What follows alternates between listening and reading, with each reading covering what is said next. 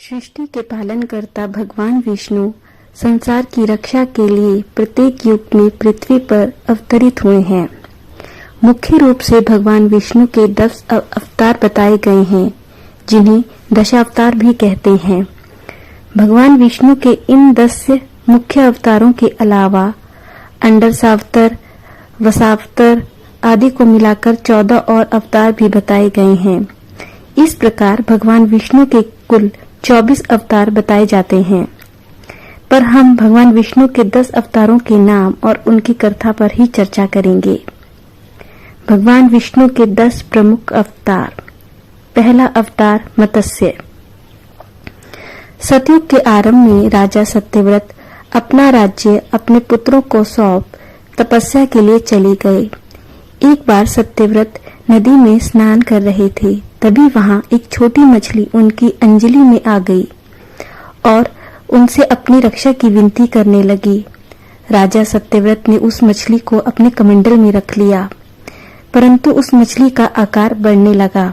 उसके आकार को बढ़ता देख राजा ने उसे घड़े से सरोवर और सरोवर से समुद्र में डाल दिया, परंतु निरंतर उस मछली का आकार बढ़ता ही रहा।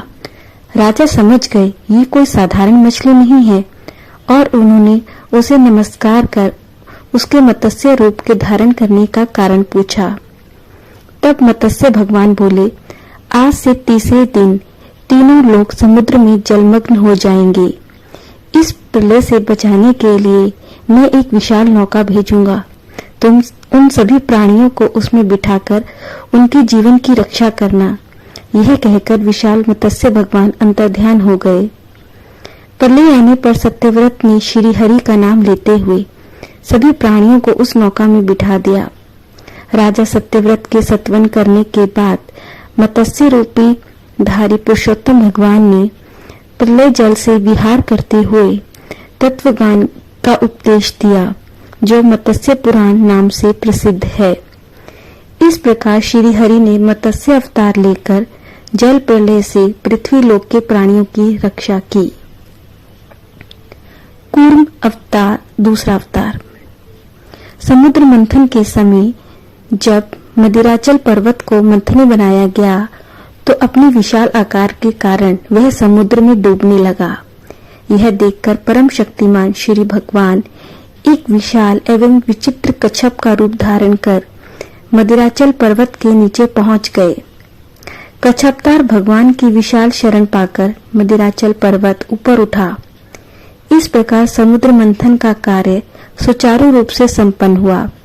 भगवान विष्णु का यही अवतार उनका कूर्म अवतार कहलाया। विष्णु का तीसरा अवतार वराह अवतार।